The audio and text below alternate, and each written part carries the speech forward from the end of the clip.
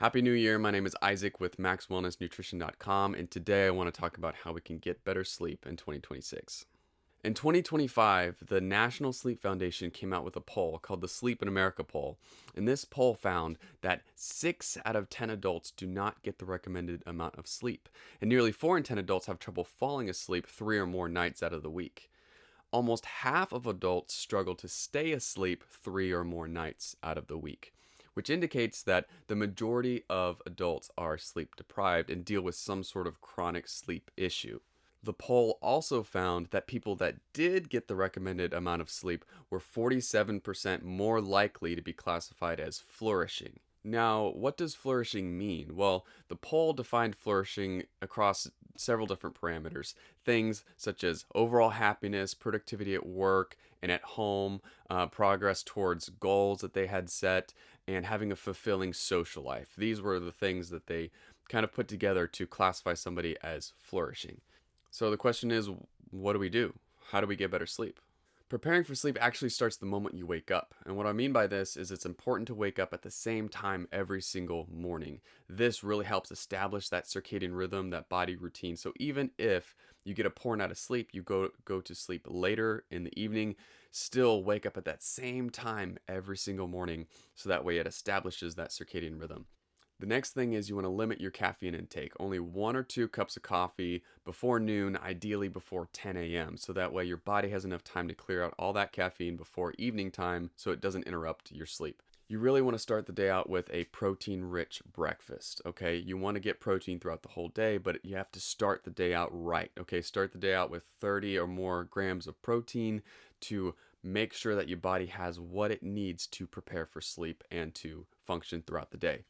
Exercise is very important in the morning. You can go for a run, do some resistance training. You got to move your body. It helps set that internal clock and prepares you for sleep later in the day. So the afternoon is just as important. You want to work towards that 10,000 step goal. You want to continuously move. Don't be too sedentary. If you do get tired, you can take a nap, but make sure it's a 20-30 minute nap, not a long nap in the afternoon, as that can interrupt your circadian rhythm and your sleep.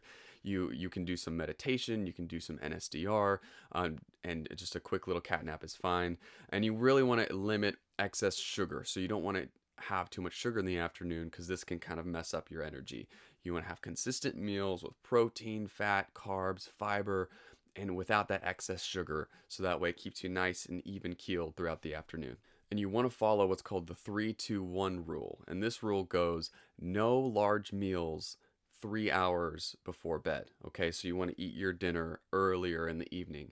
You don't want to do any stressful activities 2 hours before bed. So things like deep work and stuff, do in the morning, don't do in the evening. You want to start winding down with a book and relaxing your mind to get ready for sleep. And then the one is no screens whatsoever 1 hour before bed. Ideally 2 or 3 hours before bed as you're winding down with a book, but for sure not 1 hour before bed.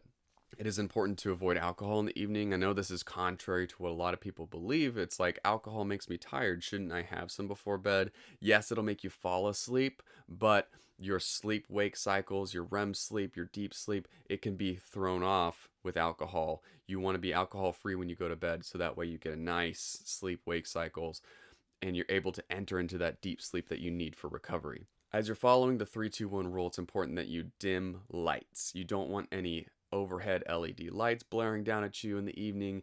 You want those lamps on with warm bulbs. This will mimic torches and campfires and keep your body from turning off melatonin. You want to get some blackout curtains. Make sure that there are no lights shining through from the neighbors or cars driving by. If there's noise, you want to get earplugs or brown noise, white noise, so that way sleep's not interrupted by car noise and whatnot. You want to keep your bedroom cool, so keep it below 70 degrees. Some people like 65 to 70 is kind of a good zone. You want to keep all electronics away from your body, especially your phone, so you're not tempted to check a text, check an email, go on social media right before bed or in the middle of the night. Another thing you can consider is magnesium glycinate. This is something I take from time to time. It's really good for relaxing your muscles, helping you wind down, get to sleep. And magnesium glycinate specifically is very bioavailable and it's very low cost. So that's kind of my choice when it comes to what magnesium I take. I hope these recommendations help you out. I know they've helped me out tremendously, and I understand that not everybody can follow these. People have small kids at home, people have busy work schedules, people are shift workers, and that's just the reality of life. Sleep is not going to be perfect, but we just have to do the best we can to maximize our sleep potential. So, with all that being said, have a great week and let's get better sleep in 2026.